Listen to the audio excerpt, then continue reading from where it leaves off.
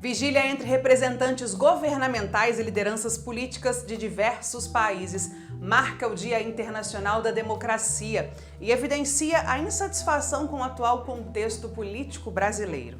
Evangélicos progressistas se posicionam contra as pautas de Bolsonaro e questionam lideranças conservadoras.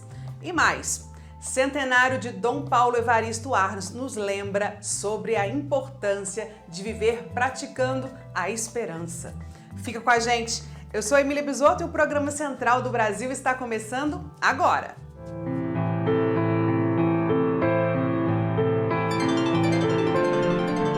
Central do Brasil. Bom, e amanhã, dia 15 de setembro, Dia Internacional da Democracia, acontece o lançamento do segundo ato internacional em vigília pela democracia brasileira. A vigília é uma ação do movimento Direitos Já e terá a participação de ex-chefes de Estado ou de governo de diversos países. Presidentes de partidos e lideranças nacionais também participarão do evento. Alessandro Molon, líder da oposição na Câmara do PSB do Rio de Janeiro, Gleice Hoffmann, presidenta nacional do PT e deputada federal do Paraná, e Luiz Henrique Mandetta, ex-ministro da Saúde do DEM, estão entre os participantes. A manifestação será no auditório da Força Sindical, aqui em São Paulo, às 18 horas. Dirigentes e lideranças de 18 partidos estarão presentes. Gilberto Gil, Chico César, Marieta Severo, Zé Cabaleiro e outros artistas também marcarão presença. Dom Paulo Evaristo Arnes, um frade franciscano, cardeal e escritor brasileiro. Ele pregava e praticava ações de cunho social, acreditando que a igreja também tinha o papel de fazer valer a fraternidade e a justiça social.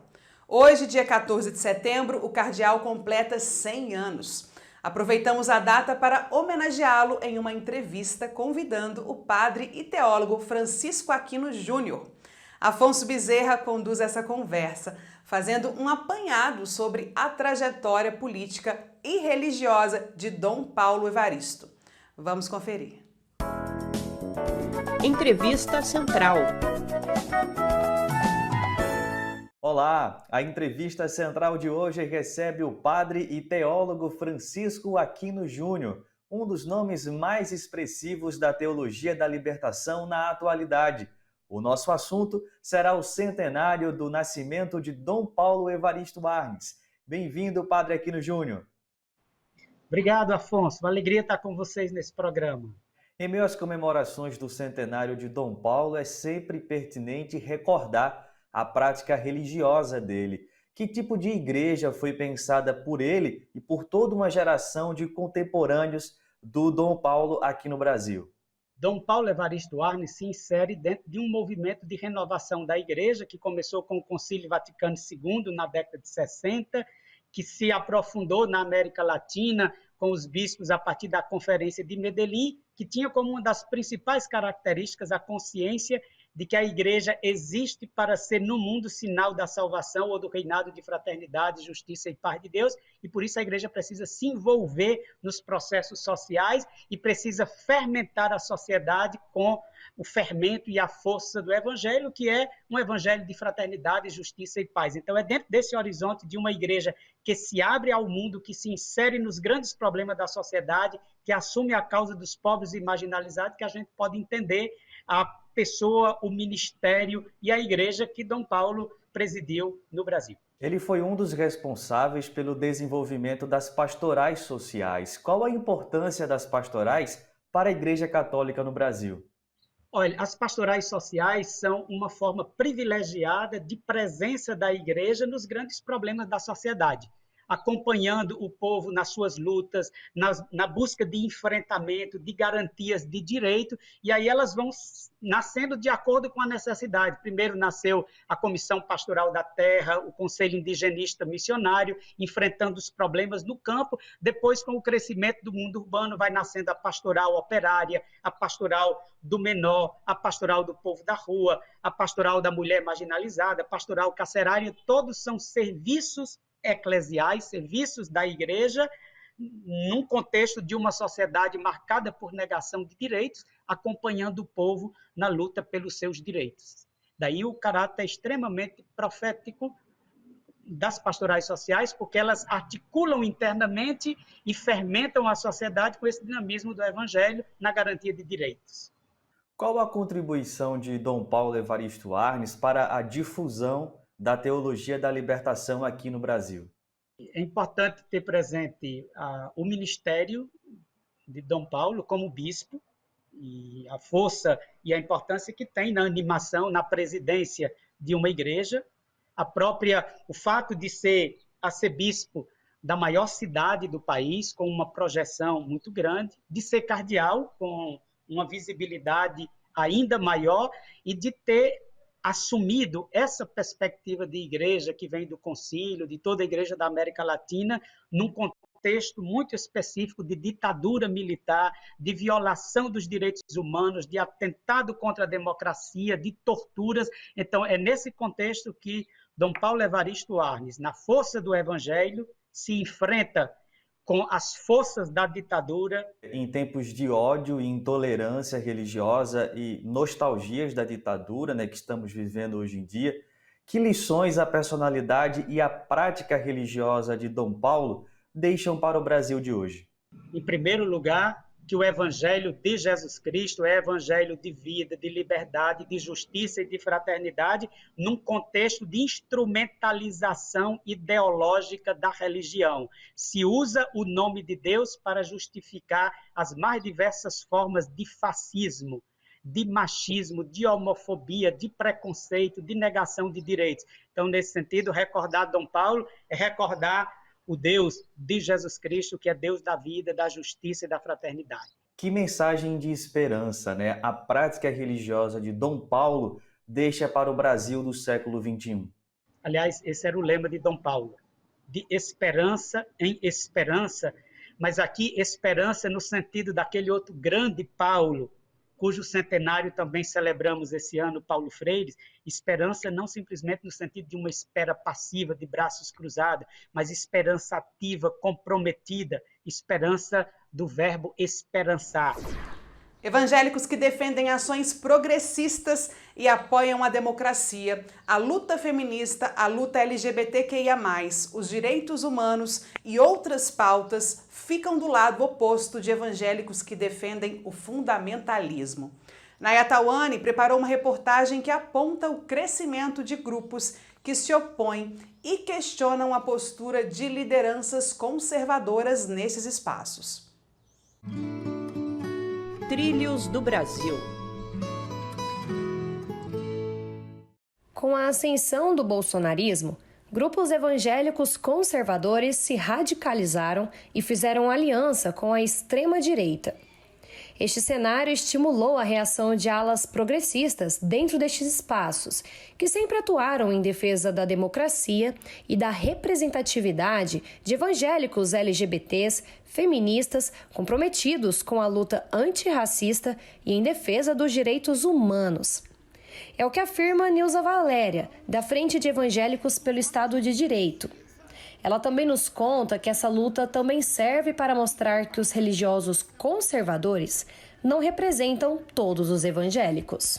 A gente tem feito de tudo para fazer uma contranarrativa, para dizer para os nossos irmãos do quanto a gente precisa estar atento ao que está sendo dito e comparar tudo que está sendo dito com o texto bíblico, que é o texto que norteia todas as religiões cristãs e os evangélicos sobretudo.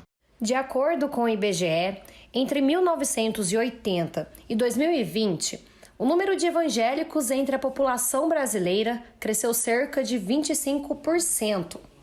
Entre esse número, a ala progressista é vasta e engloba espaços mais inclusivos, grupos teológicos e movimentos que lutam por justiça social e política, como explica Camila Leite, da Aliança Batistas do Brasil. E é bom que a gente lembre e ressalte aqui que mesmo dentro dessas grandes igrejas conservadoras, nós temos uma pequena gama de pessoas né, que estão ali, apesar de estarem ali naquelas igrejas, congregando ali naquelas igrejas, não coadunam com essa forma de pensar a sociedade retrógrada, tá? Que é baseada apenas em preconceitos e não na fé em si. Há 6 anos, em 2015, os brasileiros se assustavam com a notícia do rompimento da barragem de Fundão, localizada em Bento Rodrigues, a 35 quilômetros do município de Mariana, em Minas Gerais. 4 anos depois, mais um crime ambiental. Dessa vez, a barragem do Córrego do Feijão, em Brumadinho, também em Minas. O saldo da ruptura dessas barragens foi de mortes, impactos ambientais e uma população desamparada. Hoje, no Brasil, diversas barragens estão funcionando sem a fiscalização adequada para garantir segurança e evitar um novo desastre. Confira agora uma reportagem sobre o tema. Nacional. Brumadinho teve 272 vítimas fatais de imediato por esse lixo da mineração, que é o rejeito do minério. Mas após esse evento, nós somamos, infelizmente, cerca de 56 casos de autoextermínio, suicídio, quer seja pela negativa da empresa dos direitos fundamentais desses atingidos ou pela destruição do modo de vida e perda dos familiares dentro desse crime. A fala é de Fernanda Perdigão, representante do Fórum de Atingidos e Atingidas pelo Rompimento de uma Barragem na cidade de Brumadinho, em Minas Gerais, e também atingida. Foi no dia 25 de janeiro de 2019 que ela e diversas famílias tiveram as suas vidas interrompidas pela avalanche de lama industrial, responsável por um dos maiores crimes ambientais do setor de mineração no Brasil. A advogada e coordenadora da Associação Estadual de Defesa Ambiental e Social, Isis Taboas, comenta. Um rompimento de barragem, como foi o de Brumadinho, depositou no meio ambiente mais de 12 milhões de metros cúbicos de lama tóxica. Matou 273 pessoas, sendo que 11 delas ainda seguem não encontradas em meio à lama tóxica. Um levantamento nacional de mineração divulgado em maio deste ano aponta que o Brasil tem 886 barragens mineradoras cadastradas. No estado de Minas Gerais, concentram-se 354 delas. Do total, apenas 442 estão enquadradas na Política Nacional de Segurança de Barragens. Uma correção. No dia 24 de agosto, mais uma vítima do rompimento da barragem em Brumadinho foi encontrada. Portanto, o número de desaparecidos é de 10 pessoas e não 11, conforme mencionado na reportagem. Até o fechamento dessa matéria, não obtivemos o retorno da empresa Vale S.A. para falar sobre o assunto. Uma história que é uma verdadeira viagem no tempo e que convida o leitor a visitar memórias afro-brasileiras. A narrativa nos leva a fazendas de produção de café lá no Vale do Paraíba, em pleno século XIX. Cafu e o Café é o primeiro livro do arte-educador Will Oliveira e traça um paralelo de preconceito e racismo vivido na época, mas que ainda é um triste retrato do Brasil. Eu tive a oportunidade de estar presente no lançamento do livro e agora te convido a conhecer um pouco mais sobre a obra. Confira. Parada Cultural. Olá, eu sou Will Oliveira, sou ator, arte-educador, pesquisador da cultura afro-brasileira e também idealizador do projeto Ateliê Afrocultural, que é um espaço educativo de criação, reflexão e valorização da cultura e da memória afro-brasileira. E hoje, em primeira mão, venho apresentar o lançamento do livro Cafu e o Café.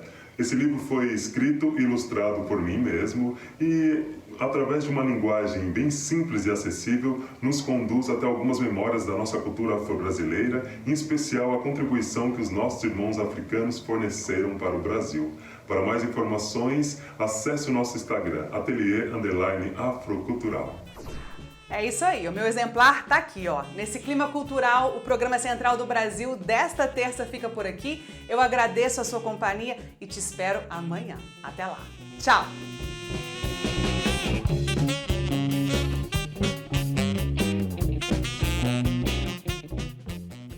Central do Brasil, a rede de comunicação dos movimentos populares.